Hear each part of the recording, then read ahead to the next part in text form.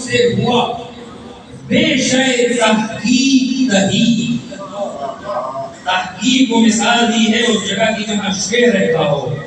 کہتا ہے یہ جگہ جس میں ہمارے شیر جیسے جوان رہتے تھے جو تحقیق کرتے تھے، اب یہ تحقیق کرنے والی جگہ ان شیر جوانوں سے خالی ہو گئی. کیوں؟ شیر مردوں سے ہوا بے شے تحقیق تہی، رہ گئے صوفی و ملا کے غلام ایسے. چونکہ جو صوفی کہتا ہے، جو ملا کہتا ہے، اسی پر یقین کر لیتے ہیں. نہیں، تحقیق کا جذبہ ہونا چاہیے، ہشام کی سیرت اپنانی چاہیے، تاکہ آپ جس محفل میں بیٹھے اس محفل میں آپ کو اعتماد ہو. آپ جب اپنے مذہب کا اعلان کریں تو افتخار کے ساتھ کریں. چونکہ آپ کے مذہب میں کوئی مسئلہ نہیں ہے جس پر ہمارے پاس دلیل نہ ہو. عقلی دلیل بھی ہے، نقلی دلیل بھی ہے. ہشام کی دلیل آپ نے سنی کیا خوبصورت انداز سے. اور میں بھی اسی گھرانے کے ایک بچے کا تذکرہ کرتا ہوں جس کا تعلق اسی گھرانے کے ساتھ ہے اور آپ کی توجہ کا طالب ہوں. مدینے کا چوک ہے، کچھ مسلمان کھڑے ہیں اور وہاں ایک یہودی عالم آتا ہے، بڑی ہیبت ہے، ہیبت سے کہتا ہے مجھے مسلمانوں کے علماء سے 3 سوال کرنے ہیں. چوک بھرا ہے. کہا کیا سوال ہے؟ پہلا سوال کیا اللہ سے پہلے کیا تھا؟ یہ سوال بڑا مشکل ہے، ہم سے سوال ہو واقعاً سخت ہے. یہ بتائیے اللہ کے وجود سے پہلے کیا تھا؟ اب علماء تو کھڑے ہیں، کتابیں بھی پاس ہیں، لیکن جواب نہیں بن پا رہا. جواب نہیں بن پا رہا. سر جھکا لیے.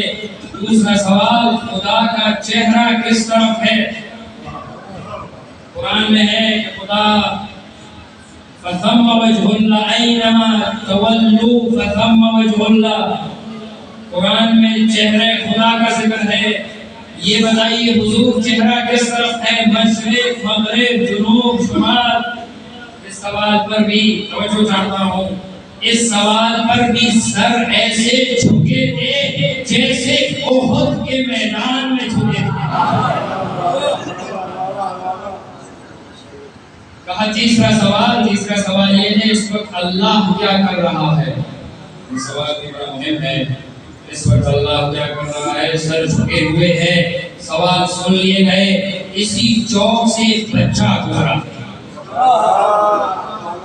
ظاہری عمر 4 6 یا 7 سال کی ہے. جب اس نے حالت دیکھی کہ ایک یہودی کھڑا ہے، چونکہ لباس سے نظر آ رہا ہے، کچھ مسلمان کھڑے ہیں، بچے کا ہدف کوئی اور جگہ تھی. کھڑا ہوا چوک کی طرف بڑھا اور یہودی سے سلام و کلام کرنے کے بعد کہتا ہے لگتا ہے کوئی مناظرہ ہو رہا ہے. کہا میں نے مسلمانوں کے علماء سے کچھ سوال پوچھے ہیں، ان کو جواب نہیں آ رہا. بچے نے بڑے اعتماد سے کہا مجھ سے پوچھ لیجئے. 6-7 سال کا بچہ، حضور ایک عالم سامنے کھڑا ہو، ہیبت بھی ہے. وہ حیران رہ گیا بچہ اور یہ سوال کر رہا ہے، مطالبہ کر رہا ہے. کہا یہ بڑے بڑے جواب نہیں دے سکتے، آپ کیا جواب دو گے؟ کہا شاید آپ کو معلوم نہیں کہ ہمارا تعلق اس گھرانے سے ہے کہ جہاں بچہ اور بڑا علم میں ایک جیسا ہوتا ہے.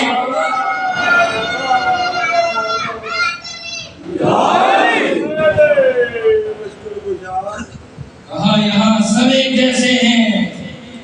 اب اس کو اعتماد بڑھا. کہا پوچھ لیتا ہوں، پہلا سوال یہ آپ سے پوچھ لیتا ہوں. کہا حضور یہ بتائیے اللہ سے پہلے کیا تھا؟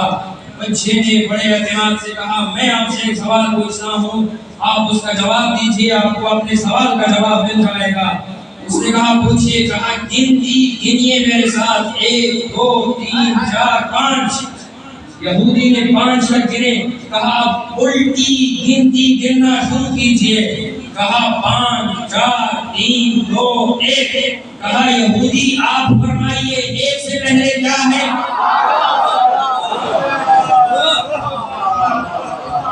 کہا حضور 1 سے پہلے کیا ہے؟ کہا 1 سے پہلے کچھ نہیں. کہا جیسے 1 سے پہلے کچھ نہیں اللہ سے پہلے کچھ نہیں.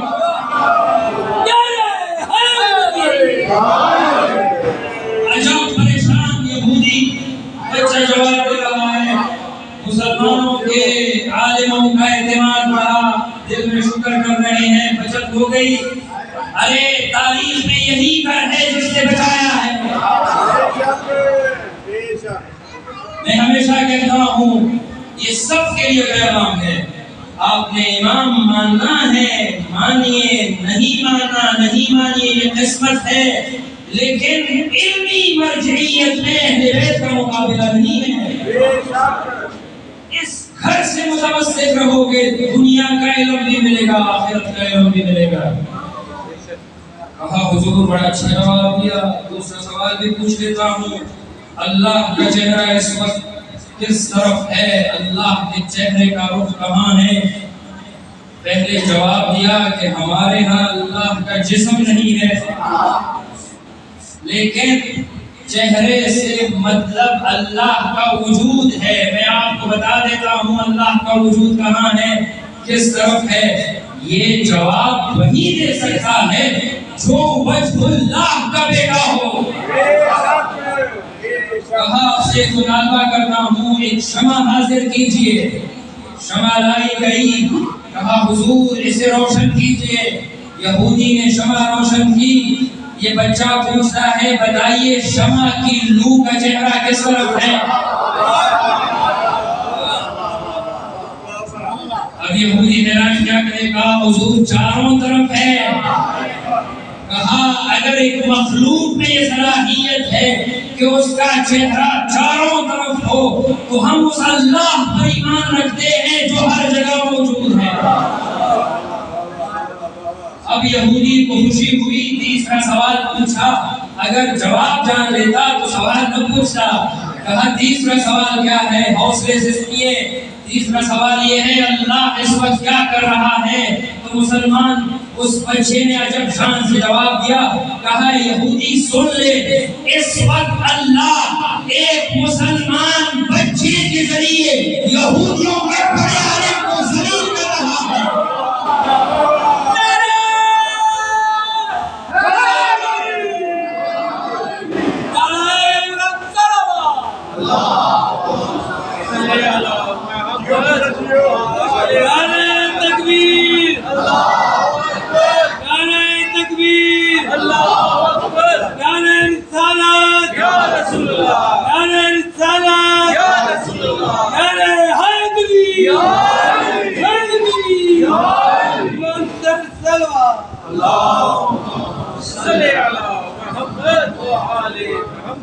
حضور تجھے اس وقت ہمارے ہاتھوں سے ذلیل کیا جا رہا ہے. اب کیا جواب دے؟ کہا بیٹا اتنا بتا تو کون ہے، تیرا نام کیا ہے؟ کہا میرے باپ کا نام محمد، اس کے باپ کا نام علی، اس کے باپ کا نام حسین، اس کے باپ کا نام علی جو خطیب منبر سلوری ہے. میں جعفر بول رہا.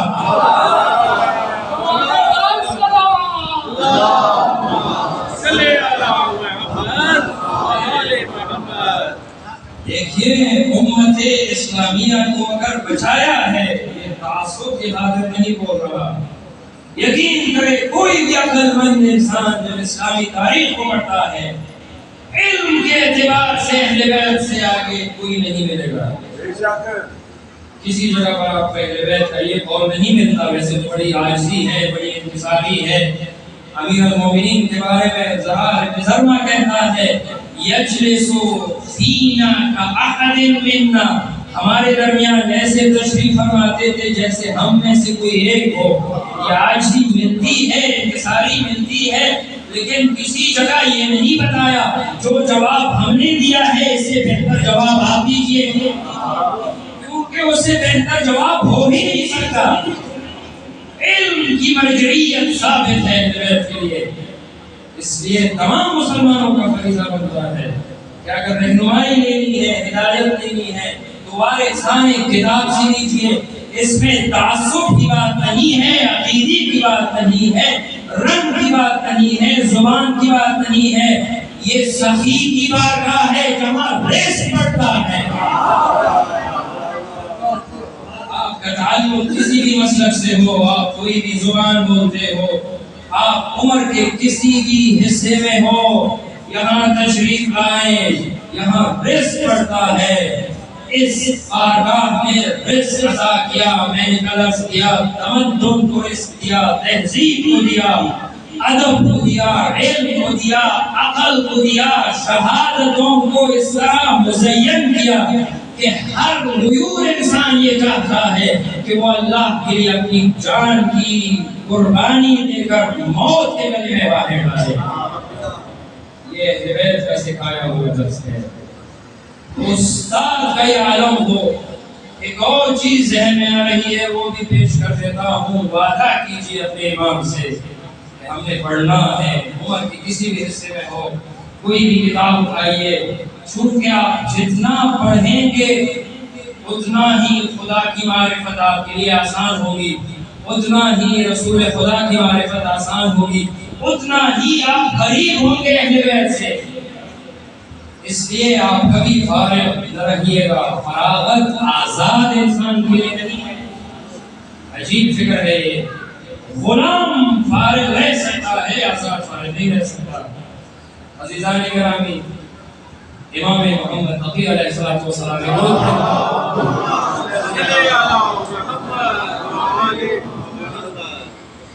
معتصم نے بلایا، بڑے بڑے امت اسلامیہ کے فقہا بیٹھے ہیں۔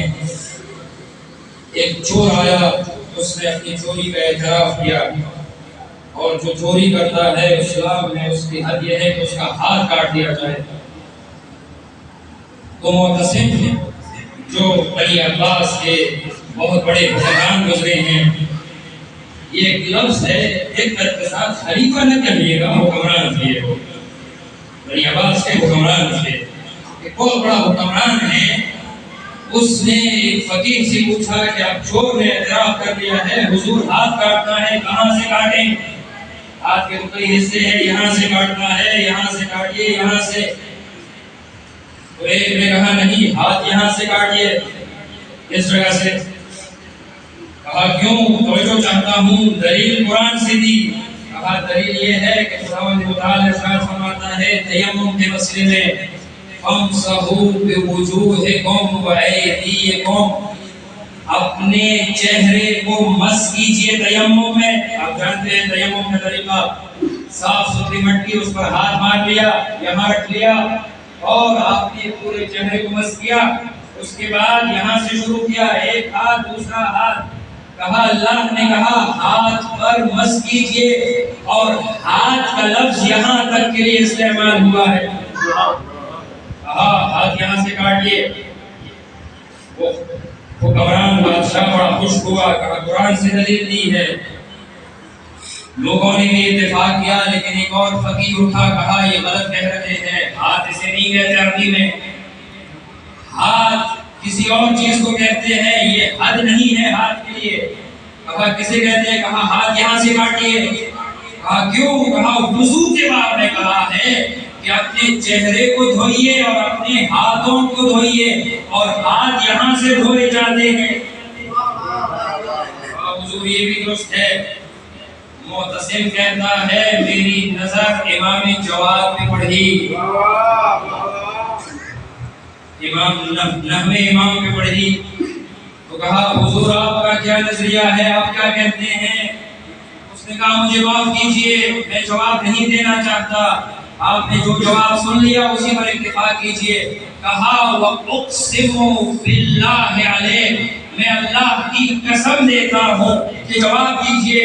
کہا حضور ہاتھ نہ یہاں سے کاٹنا ہے نہ یہاں سے کاٹنا ہے، بلکہ چور کی سزا یہ ہے کہ صرف انگلیاں کاٹ دی جائے۔ حضور یہ کیسے ہوا؟ خدا کہتا ہے السارق والسارق والسارقہ فاقطعوا ایدیہما، قرآن کہتا ہے چور کے ہاتھ کاٹ دیجئے، آپ کہتے ہیں انگلیاں کاٹ دیجئے۔ امام نے عجیب استدلال کیا، کہا میرے جج فرماتے ہیں کہ سجدے کے وقت 7 چیزوں کا زمین پر لگانا واجب ہے۔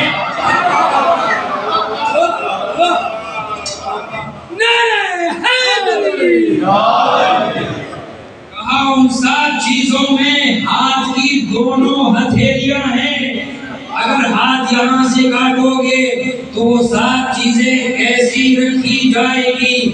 میرے جد نے کہا ہے کہ سجدہ کرتے وقت 7 چیزیں زمین پہ ہونی چاہیے، اور خدا کہتا ہے کہ جو چیز سجدے کے وقت زمین پہ لگائی جاتی ہے وہ میری ہے، اور جو چیز خدا کی ہو اسے کیسے کاٹ رہے ہو؟